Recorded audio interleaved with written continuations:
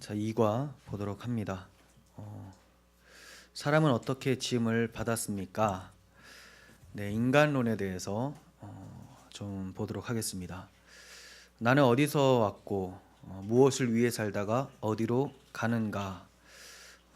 모든 학문은 나는 누구인가를 탐구하는 것이라고 해도 과언이 아닙니다 라고 해요. 나는 어디서 왔고 무엇을 위해 살다가 어디로 가는가?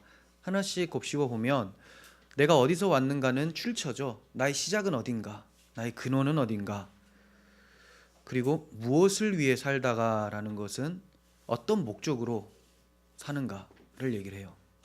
그리고 어디로 가는가는 결국 종말은 무엇인가라는 겁니다. 시작을 모르면 목적도 없어요. 목적에 의해서 시작된 것이 아니라면 당연히 목적이 없겠죠. 시작을 모르면 목적이 있을 수 없고 결론이 어떻게 나는지도 모릅니다. 모든 학문은 나는 누구인가를 이제 알아보기 위한 것이라고 할 수가 있는데, 특히 이제 인문학이 그렇죠. 인문학, 사람을 아는 그런 학문인데 과연 알 수 있는가? 알 수 있으면 기준이 있어야 되잖아요. 기준. 근데 기준이 다 각자 자기로부터 출발한다는 거예요. 어떤 절대자로부터 객관적 사실로부터 출발하는 것이 아니라 나로부터 출발하기 때문에 그 인문학은 이제 서로 다른 견해를 내게 되죠. 이에 대한 해답은 성경을 통해서만 알 수가 있습니다. 왜냐하면 사람을 지으신 분이 하나님이시고 성경은 유일한 하나님의 계시이기 때문에 그렇습니다. 성경은 하나님께서 사람을 지으신 목적이 무엇이라고 말씀하는가, 이걸 이제 이번 과에서 살펴볼 거예요. 사람은 누구고 또 무엇을 위해 지음을 받았는가. 오늘 이 과에서는 사람은 첫 번째 하나님의 형상대로 지음을 받았다라는 것을 좀 살펴볼 거고요. 하나님 형상대로. 그리고 창조의 의도가 무엇인가를 살펴볼 거고, 또 창조의 목적이 무엇인가, 그리고 네 번째는 유일하게 인간에게만 주신 양심이란 것, 이성 또 양심에 대해서 좀 살펴볼 거고요. 하나님께서 창조하신 후에 보시기 좋았더라라고 하세요. 좋았다, 좋다라는 히브리 단어가 토브거든요. 토브. 자, 이 좋았더라 한 곳은 도대체 어디인가? 하나님의 뜻대로 하나님 나라가 건설되었다라는 표현이에요. 자, 이것에 대해서 좀 살펴볼 거고요. 여섯 번째는 사람을 존귀하게 만드셨다. 짐승과는 좀 다르게 아주 존귀한 지위를 주시고 정체성을 주셨다라는 것을 좀 살펴볼 겁니다. 자, 11번 보겠습니다. 먼저 하나님의 형상에 대해서 봅니다. 이 형상에 대해서는 제가 조금 설명할 것이 좀 있을 것 같습니다. 하나님께서 천지 만물을 창조하신 후에 마지막으로 창조하신 것이 사람인데 누구를 닮게 지으셨다고 말씀합니까? 하나님 닮게 만들었다. 이게 성경의 증언입니다. 창세기 1장 26절 보시면 하나님이 이르시되 우리의 형상을 따라 우리의 모양대로 우리가 사람을 만들고 라고 합니다. 인문학에서는 사람이 어디서부터 시작이 됐는지를 모르기 때문에 추측으로 이제 연구를 하죠. 하지만 성경에서는 시작을 정확하게 얘기해 주시고 그 시작의 근원이 하나님께로부터 출발되었다. 사람을 잘 살펴보면 하나님을 닮은 것들이 많이 보인다라는 것을 지금 얘기를 해주고 있습니다. 하나님의 형상을 따라 만들었고 모양을 따라 만들었다라고 하는데, 형상과 모양이라는 어떤 표현은 사실 이제 첼렘 그리고 데무스라는 단어를 사용하거든요. 다른 단어지만 의미적으로는 같은 것을 얘기를 해요. 조금의 구별된 표현은 이긴 하지만 그래도 이건 뭐냐면 하나님이 이처럼 그 하나님의 형상으로 만들었다는 것을 강조하기 위한 강조법으로 두 번을 사용하고 있는 거예요. 그러니까 인간 창조는 아주 독특성과 또 위대함이 있다라는 것을 나타내는 겁니다. 다른 창조물들을 만드실 때는 하나님의 형상대로라는 표현은 당연히 없고, 또 반복해서 형상대로 모양대로 만들었다 이런 강조법도 없어요. 하지만 인간을 만드실 때는 이런 강조법을 쓰고 계십니다. 하나님의 마음이 들어가 있고 정성이 들어가 있고 어떠한 특별한 목적이 있다는 것을 우리가 유추해 볼 수가 있겠죠. 하나님의 형상으로 만들어졌다는 것은 하나님이 자신을 반영하는 존재로 만드셨다는 거예요. 그렇죠? 굳이 하나님의 형상으로 만들 이유가 뭐가 있겠습니까? 그냥 형상대로 안 만들고 그냥 어떤 목적에 의해서 탁탁탁 만들면 이거 나름대로의 어떤 목적을 가질 수는 있겠지만, 하나님의 형상으로 만드셨다는 것은 하나님이 자기를 나타내 보이시고자 하셨다는 거예요. 근데 하나님은 보이지 않는 분이잖아요. 그 형상이 없다면, 형상으로 지음받은 인간이 없다면 하나님은 사실상 드러날 수가 없는 것이죠. 에덴 동산에서 하나님이 인간을 자기 형상으로 만드셨다는 것은 내가 이제 세상에 내가 어떠한 자인지를 드러내겠다라는 하나님의 의도가 담겨 있다고 할 수가 있습니다. 그러니까 인간이 얼마나 위대하고 고귀하냐면 하나님을 반영을 하는 존재잖아요. 하나님을 반영하는 존재이기 때문에 보이지 않는 하나님을 절대 만들어서는 안 돼요. 왠지 아시겠죠? 내가 형상이니까. 인간이, 첫사람이 형상이기 때문에 내가 반영을 해야 되는 거지, 하나님을 만든다라는 건 상상할 수가 없습니다. 근데 하나님을 만드는 행위가 어디에서 일어나냐? 타락하고 나서 하나님의 백성이라고 하는 이스라엘 백성들에게 그 경고를 하시면서 계명을 주시죠. 나를 형상으로 만들지 마라. 자기를 위하여 형상대로 만들지 마라. 왜냐하면 이스라엘 백성은 하나님이 하나님을 나타내기 위한 도구로서 만드셨거든요.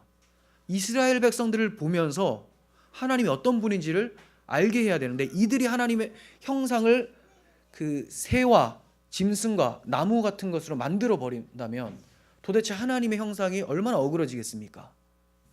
그러므로 형상으로는 절대 만들지 마라 라고 하신 거예요. 하나님의 형상으로 만들었다는 것은 엄청난 어떤 책임의식이 있고 또 목적성을 가지면서 살게 되겠죠. 우리가 처음 지어질 때는 인간이 처음 지어질 때는 그렇게 위대한 사명감을 가지고 지어졌다라는 겁니다. 일종의 반사체예요. 형상이라는 것은 그 본체는 아닙니다. 본체는 아니고 그 본체를 드러내기 위한 복사본이라고 할 수가 있어요. 복사본. 왜 복사본을 줍니까? 진짜를 알게 하기 위해서, 배우기 위해서 주죠. 예수님도 하나님 형상으로 오셨어요. 그런데 좀 우리와 다릅니다. 아담과는 달라요. 왜냐하면 예수님은 형상의 본질이시고, 본질 자체이신 분이 영이신데 안 보이시는 분인데 나타나신 거예요. 몸을 입고. 그러니까 본질 자체이신 분이고, 우리는 그 형상의 복사본이라고 할 수가 있겠죠. 그래서 형상대로 만들자라고 하시는 거예요. 형상대로. 형상을 따라 만들자. 그 하나님의 형상이라는 것은 겉모습을 얘기를 하는 게 아닙니다. 당연히 하나님은 육체가 아니시기 때문에, 물질이 아니시기 때문에 그런 외형적 형상은 있을 수가 없겠죠. 하나님의 속성을 우리가 반영하고 있다라고 할 수가 있습니다. 그러면 어떤 속성이 있느냐? 새신자만 할 때도 많이 배우셨겠지만 여러 가지 속성이 있지만 여기에서는 두 가지를 강조를 합니다. 사랑의 하나님, 의로우신 하나님이라는 속성을 얘기를 합니다. 공의와 사랑이죠. 공의와 사랑. 그러므로 첫사람 아담은 에덴 동산에서 타락하기 전에는 하나님의 사랑을 나타내는 존재로서 살아가야 마땅했고요. 또 그렇게 살았었고, 또 의가 무엇인지를 제대로 알고 의를 시행하면서 살았어요. 불이라는 것은 에덴 동산에 없다는 거죠. 근데 타락하자마자 이 하나님의 형상이 훼손이 됩니다. 이런 용어 들어보셨죠? 전적 타락. 전적 타락이 무슨 말일까요? 뭐가 전적 타락이라는 말일까요? 하나님의 형상이 완전히 훼손되었다라는 것인가? 그럴까요? 하나님의 형상이 완전히 사라졌습니까? 어렵죠. 하나님의 형상은 완전히 사라지진 않았어요. 불신자들에게도 하나님 형상이 어렴풋이 있어요. 도덕적으로 생각하고 의지를 가지고 있고 판단을 하고 이성을 가지고 있고 이런 모든 것들은 하나님의 속성입니다. 그런데 이걸 이제 구조적 속성이라고 하는데 좀 어려운 말이니까 구조는 가지고 있어요. 그런데 기능적인 속성을 잃어버렸어요. 그게 뭐냐면 기능적인 형상을 잃어버린 건데 예전에 말씀드렸죠.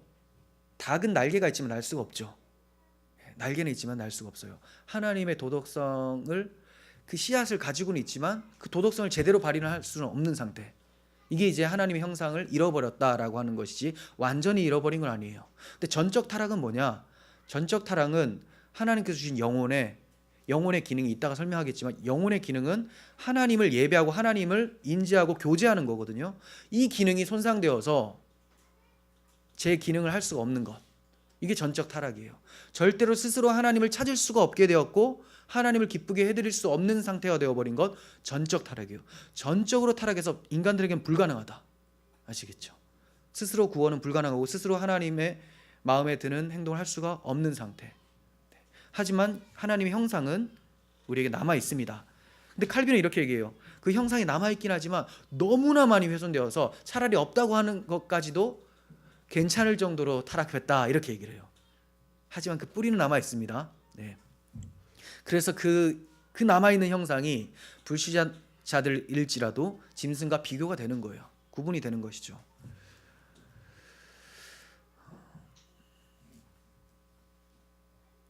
사람 창조를 하실 때 하나님께서 굉장히 독특하게 창조를 하셨습니다.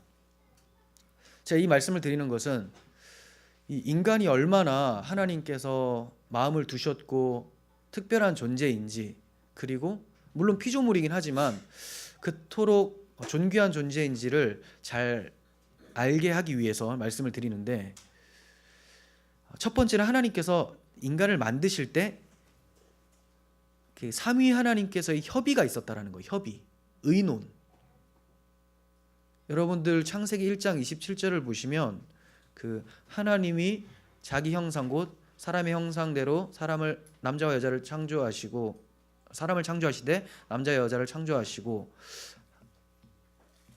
이 부분 아닌가? 26절인가요? 1장 26절 제가 봅니다. 우리 형상대로 우리의 모양대로 창조하자라는 의논이 나오죠. 자, 그 뒤에 걸 읽은 것 같은데 1장 26절이네요. 하나님이 이르시되 우리의 형상을 따라 우리의 모양대로 우리가 사람을 만들고 그들로 바다의 물고기와 하늘의 새와 가축과 온 땅과 땅에 기는 모든 것을 다스리게 하자, 이렇게 말씀하세요.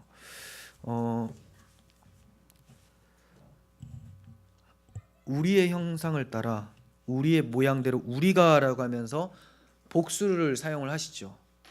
보통 하나님은 자신을 설명할 때 나는이라고 단수를 사용하세요. 근데 여기서 복수를 사용하심으로써 삼위 하나님의 협의가 있었다라는 것을 보게 돼요.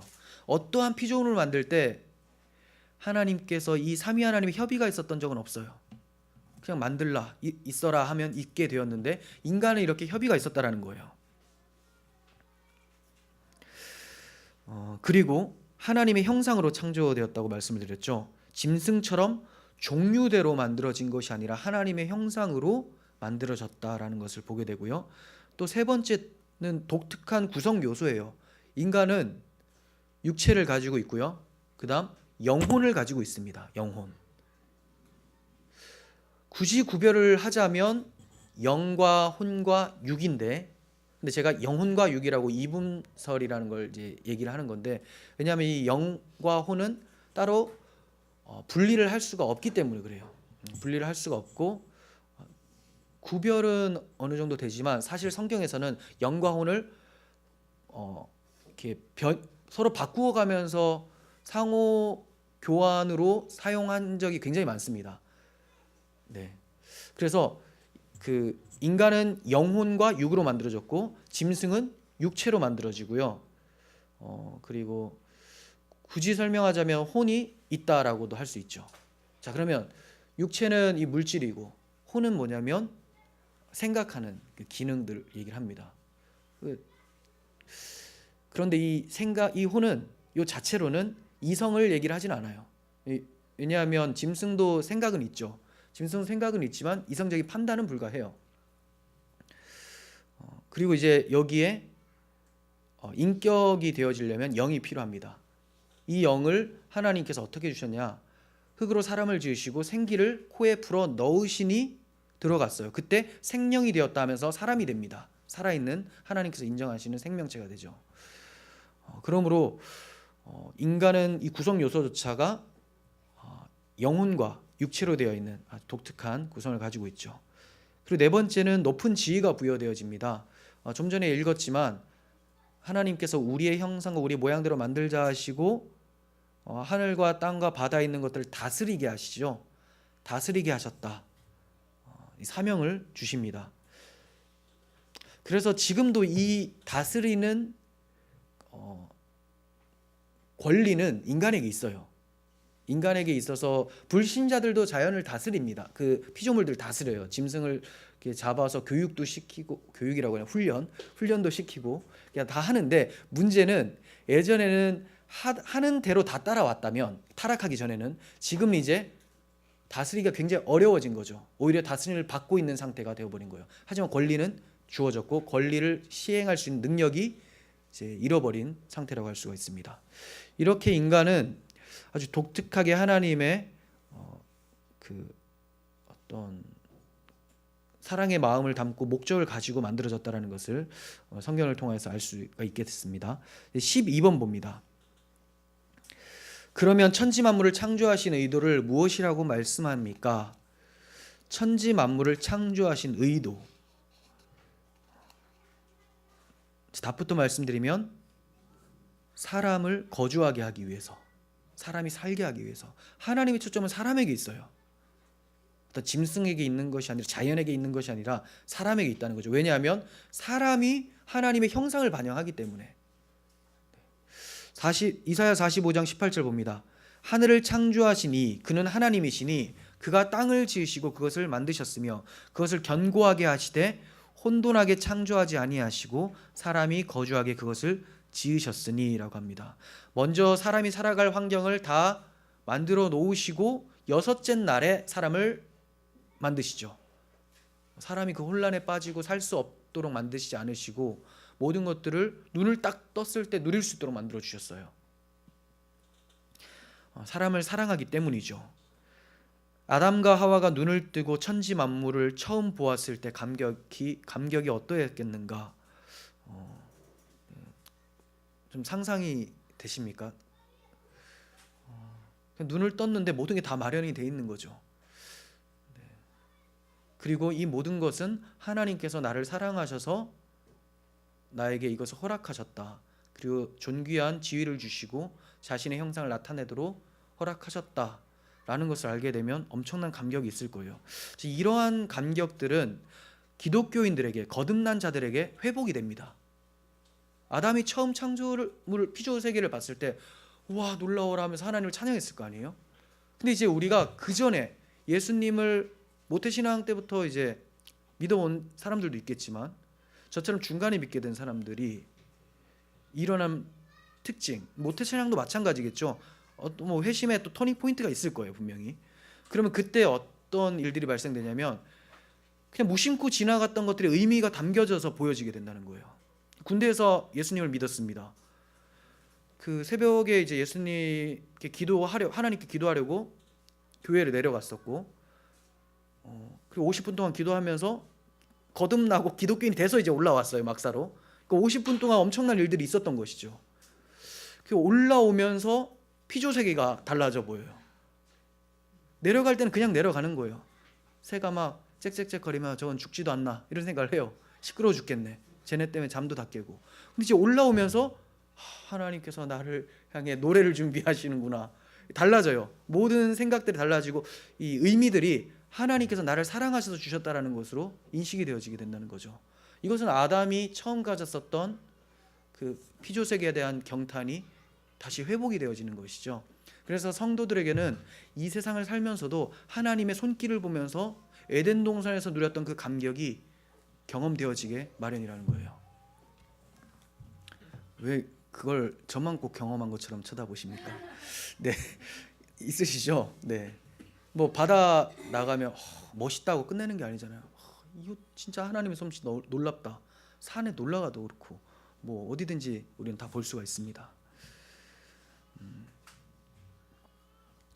13번 봅니다. 13번은 하나님께서 사람을 창조하신 두 가지 목적을 얘기를 하는데요. 두 가지 목적, 인간에게 요구하는 것이 무엇인가? 첫 번째는 창세기 1장 26절 봅니다. 좀 전에 말씀드렸죠. 그들로 바다의 물고기와 하늘의 새와 가축과 온 땅과 땅에 기는 모든 것을 다스리게 하자. 다스리는 관리자로 세우셨다는 거예요. 관리자. 그리고 두 번째, 이사야 43장 21절.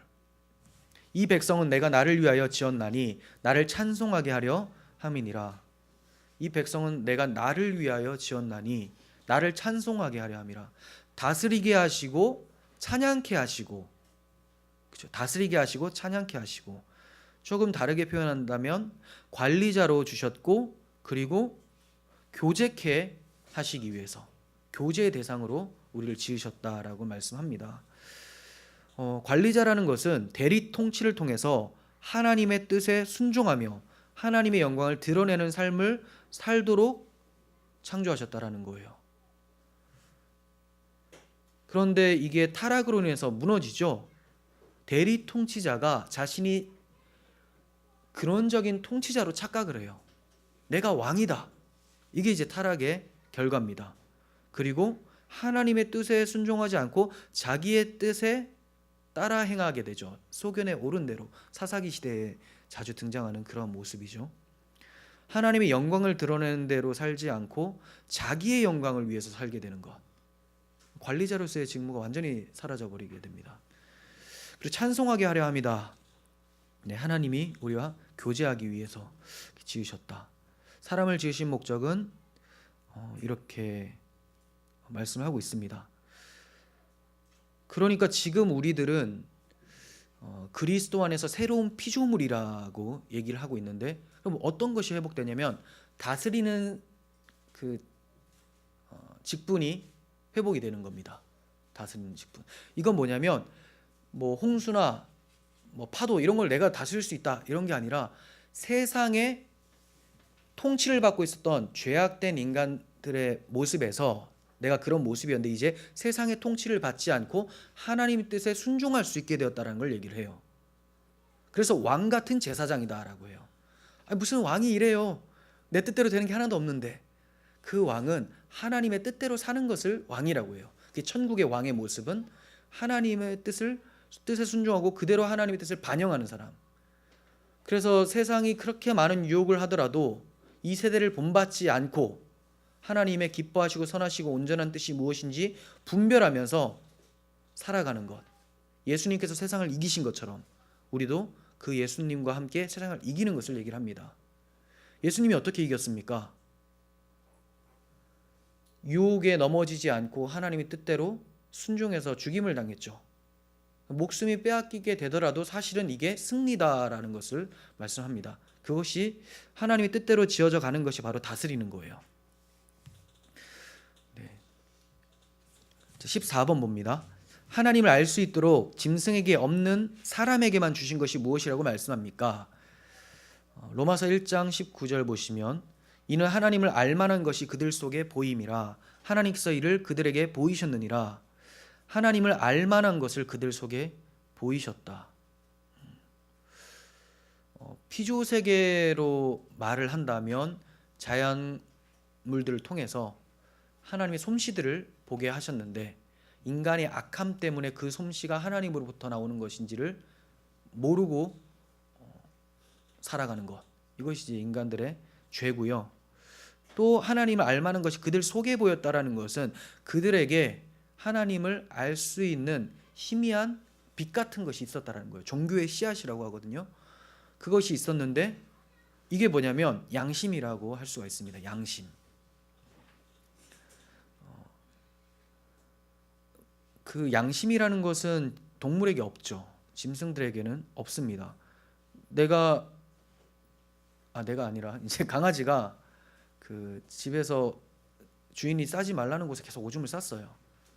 주인이 너무 화가 나가지고 막 울면서 얘한테 막 회초리도 대고 막 했는데 어느 날 이 개가 거기 안 싸는 거죠. 저놈이 지금 양심이 있어가지고 그래도 이제 안 싼다라고 하지 않죠. 왜 안 쌉니까? 맞았기 때문에 그래요. 맞았기 때문에. 그 왜 그러면 몸으로 아는 거예요. 몸으로.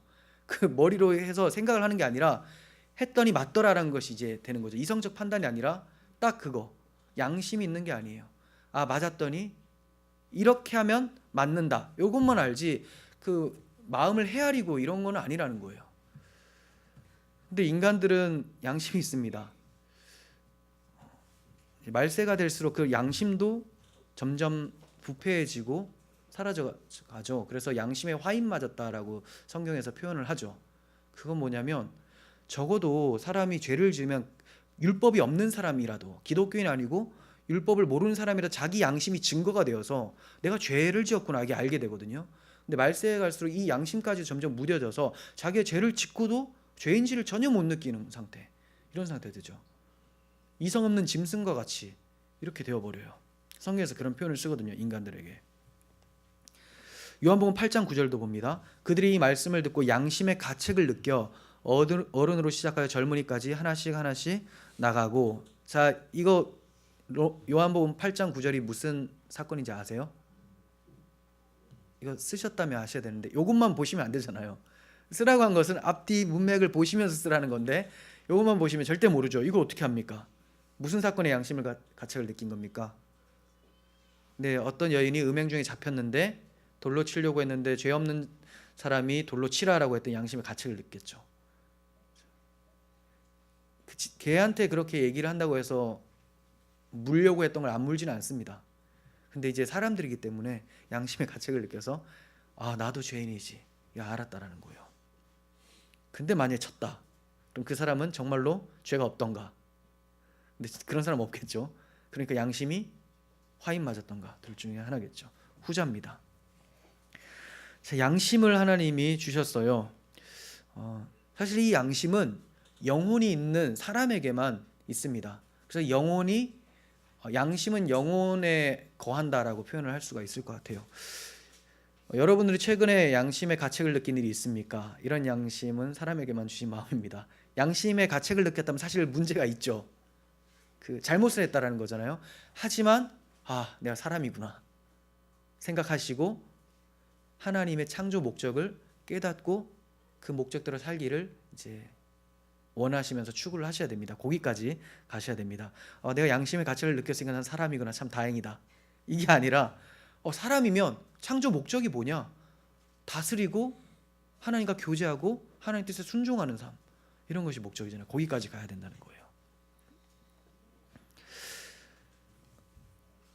자, 진화론자들은 우주 만물이 빅뱅을 통해서 생겨난 우연의 산물이라고 하면서 빅뱅 당시 우주가 100억 도시였을 거라고 주장을 합니다.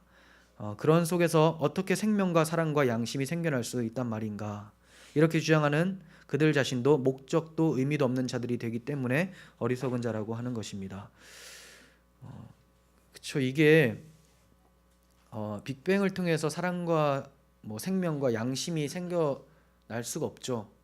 제가 이 문제에 대해서 이제 황민상 집사님 막 얘기하면서 어떻게 이걸 생각을 안 하냐라고 했더니 그건 그 인문학 관점이기 때문에 아예 생각 안 하고 이 생물학 관점, 과학에서만 그걸 다루고 따로 다룬다는 거. 근데 이걸 같이 다뤄야 되는데 어떻게 따로 다룰 수 있는가?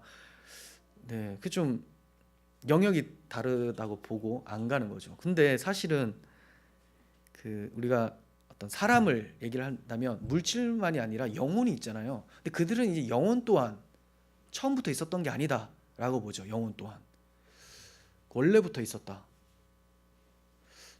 그래서 그런 건데, 네, 빅뱅을 통해서 눈에 보이지 않는 양심과 사랑이 생겨나지는 않죠. 네, 결국은 이런 식으로 과학적인 어떤 원래부터 있었던 물질이고 왜 내가 만들어졌는지 그리고 내가 시작이 됐는지를 모른다면, 목적이 없다면 내가 살아갈 목적도 찾을 수가 없어요. 사실 어떻게 찾습니까 이거? 창조자의 어떤 계획과 목적이 있어야지만 우리가 거기에 맞춰서 살 수가 있죠. 15번 봅니다. 하나님이 그 지으신 모든 것을 보시고 무엇이라고 말씀하셨습니까? 하나님이 그 지으신 것을 보시고 좋았더라 라고 하셨어요. 좋았더라. 그 의미가 무슨 뜻일까요?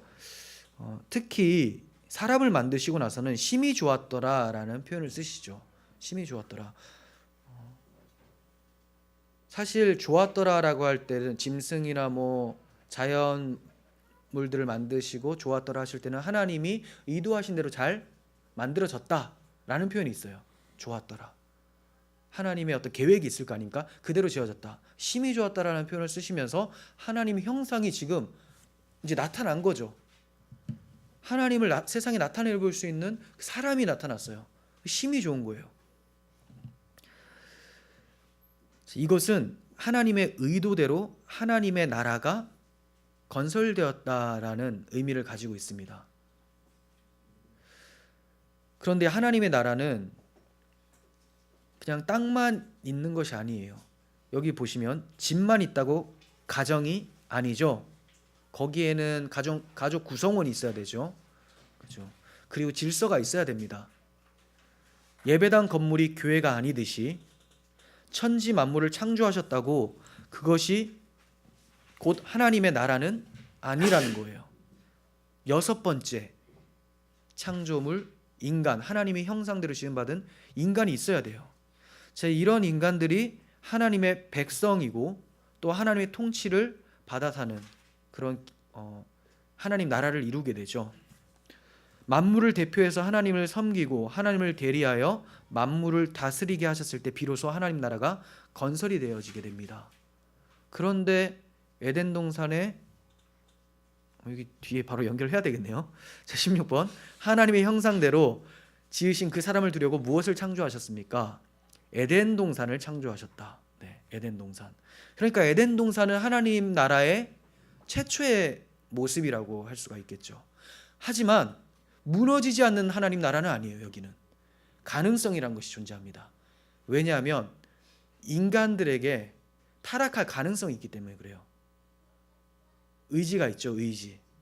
그리고 유혹할 수 있는 사탄도 있습니다. 여기에 넘어지지 않고 하나님의 뜻대로만 살면 하나님 나라가 되는데, 유혹자가 와서 그 유혹에 넘어가게 되면 하나님 백성은 마귀의 소굴로 넘어가게 되고 하나님 백성을 잃어버리게 돼요. 하나님 백성이 없고 또 경작하여 다스리게 하라고 하셨던 관리자가 없다면 땅도 부패해지겠죠. 그러므로 타락은 하나님 나라를 훼손시키게 되는 거예요. 타락에서 하나님 나라가 훼손된 것을 하나님께서 인간을 이제 구원을 하십니다. 그 목적이 뭘까요? 무너진 하나님 나라를 다시 회복시키겠다는 것이 목적이 되겠죠. 네. 그래서 우리를 사랑하셔서 구원하시는 것도 맞지만 큰 틀에서 하나님의 목적은 하나님이 보시기에 좋으신 그런 하나님 나라를 회복시키시는 것. 근데 이 회복시키시는 하나님 나라, 우리가 앞으로 가게 될 하나님 나라는 에덴 동산은 다릅니다. 거기에는 가능성이라는 것이 없어져 버려요. 우리를 유혹하는 사탄 마귀가 없어져 버리고 유혹에 넘어갈 수 있는 우리의 육체도 완전히 새로운 몸으로 변화지게 되죠. 그래서 거기는 죄가 없고 슬픔이 없고 애통하는 것이나 곡하는 것이 없는 그런 완전한 상태가 돼요. 이것을 이제 구원하셨다라고 하는 겁니다. 그러니까 하나님이 나를 구원하셨다라고 생각을 하실 때에는 항상 하나님이 원하시는 하나님 나라를 위해서 나를 구원하셨다, 이렇게 생각하셔야 되고, 그렇다면 내가 이 땅에서 어떻게 살아가야 되는지 어느 정도 생각해 볼 수가 있겠죠. 하나님의 법이 있으면 그 법을 따라야 되고, 모든 것을 창조하시고 나를 사랑하신 그 하나님을 찬양하면서 살아야 되겠다. 네, 이겁니다. 17번 봅니다. 하나님은 사람을 이처럼 존귀하게 지으셨습니다. 그런데 이를 깨닫지 못하는 자를 무엇과 같다고 하십니까? 시편 49편 봅니다. 존귀하나 깨닫지 못하는 사람은 멸망하는 짐승 같도다. 정체성과 자기 정체성과 창조 목적을 깨닫지 못하는 사람은 멸망하는 짐승과 같도다라고 합니다. 근데 짐승은 영혼이 없죠. 모든 타락한 사람들은 영혼이 죽었다라고 할 수 있어요. 하나님께 반응을 하지 않기 때문에 그렇습니다. 그런데 거듭났다라고 할 때는 이 영혼이 성령으로 인하여서 회복이 됐어요. 다시 살았습니다. 그래서 하나님을 예배하고 창조의 목적대로 살고자 하는 마음이 생기게 되죠. 그걸 깨닫지 못한다면 짐승과 다를 바가 없다라고 하나님 관점에서 그렇게 보신다는 거. 우리는 그렇게 보면 안 되죠. 우리는 그 회복되어야 될 하나님의 백성이라고, 잠정적 예비된 백성이라고 봐야 되지만, 하나님은 아직까지 그 죽어 있는 영혼이기 때문에 짐승과 같다라고 표현하고 있는 거예요. 나 자신이 누군지 하나님께서 나를 지으신 의도를 분명히 깨닫게 되셨습니까? 네. 그래서 그 기독교인들한테 왜 삽니까? 삶의 목적이 무엇입니까? 라고 하면 하나의 대답을 하게 되죠. 하나님을 기뻐하고 그분을 영화롭게 하는 것이다. 창조의 목적이 분명해져요. 그 목적대로 나의 인생의 목적도 세워지는 거죠. 그러니까 우리는 이제 단순히 이런 고백들, 대답들이 그냥 교육되어져서 나오는 것이 아니라 정말로 내가 어떠한 자인지 하나님이 그토록 심혈을 기울이셔서 나를 창조하셨고, 그럼에도 불구하고 우리가 타락하여서 무너졌지만 하나님께서 자기 아들을 통하여서 다시 회복시키신 그 크신 사랑 가운데 지금 세워져 있다라는 것을 기억한다면 하나님을 기뻐하고 또 영광 돌리면서 살 수 있을 거라고 생각이 되어집니다. 시편 8편 3절부터 9절까지 한번 읽어 보도록 하겠습니다. 시편 8편.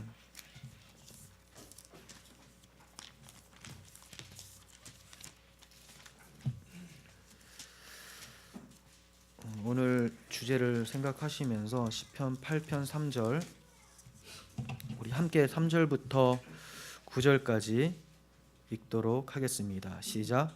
주의 손가락으로 만드신 주의 하늘과 주께서 베풀어 두신 달과 별들을 내가 보오니, 사람이 무엇이기에 주께서 그를 생각하시며 인자가 무엇이기에 주께서 그를 돌보시나이까.